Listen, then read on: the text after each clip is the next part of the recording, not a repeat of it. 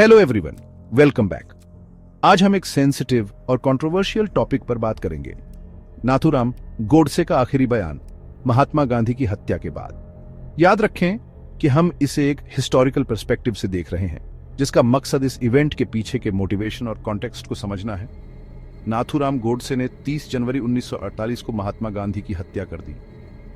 क्यों? कोर्ट में अपने आखिरी बयान के मुताबिक यह उसके कर्तव्य, सम्मान और अपने देशवासियों के लिए प्यार की वजह से था।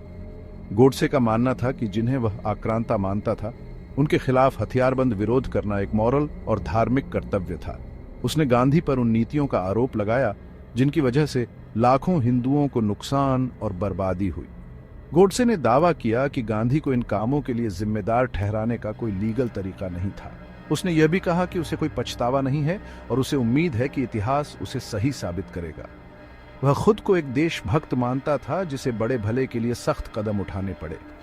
अपने बयान में गोडसे ने गांधी पर मुसलमानों को खुश करने के लिए हिंदुओं को नुकसान पहुंचाने का आरोप लगाया। उसका मानना था कि गांधी के कार्यों की वजह से भारत का बंटवारा हुआ, एक दर्दनाक घटना जिसके कारण बड़े पैमाने पर विस्थापन और हिंसा हुई।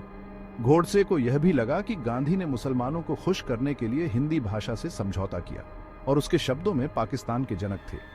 यहाँ गोडसे का बैकग्राउंड समझना भी जरूरी है। वह एक ब्राह्मण परिवार से आया था और हिंदू धर्म और संस्कृति का सम्मान करता था।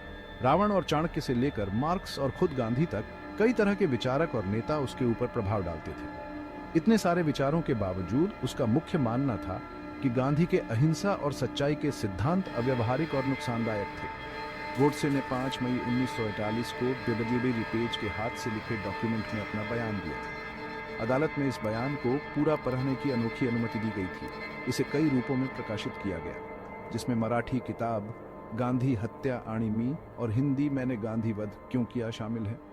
इस केस का एक सबसे दिलचस्प पहलू गोडसे का आरएसएस से कनेक्शन है, जो एक दक्षिणपंथी हिंदू राष्ट्रवादी संगठन है। हालांकि आरएसएस ने दावा किया कि उसने 1930 के मध्य में इसे छोड़ दिया था, लेकिन उसके निरंतर जुड़ाव के बारे में विवादित दावे थे। उसने अपनी फांसी से पहले एक आरएसएस प्रार्थना भी पीछी थी। राजनीतिक संदर्भ इसमें और भी जटिलता जोड़ता है। गोडसे और हिंदू महासभा ने गांधी पर मुस्लिम समर्थक होने का आरोप लगाया।